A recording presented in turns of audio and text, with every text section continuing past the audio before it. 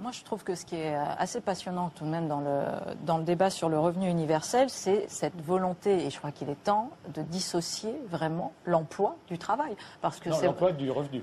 Non, oui, alors, mais non, mais de dissocier la définition, de ne pas superposer le fait que le travail et l'emploi soient la même chose. Donc c'est décisif pour l'émancipation, c'est décisif pour la dignité humaine. Il y avait d'autres réflexions d'ailleurs qui renvoient à la révolution dans le droit du travail, rapport Boissonnat, Suppiot, etc., qui disaient on va créer une sécurité professionnelle, sociale, c'est-à-dire on arrête de mettre l'assurantiel entre guillemets sur l'emploi, on le met sur la personne, surtout qu'aujourd'hui plus personne. Quel est le destin d'un travailleur aujourd'hui? C'est l'intermittence, c'est l'activité, c'est la formation, c'est le chômage, mais c'est rarement un emploi à vie.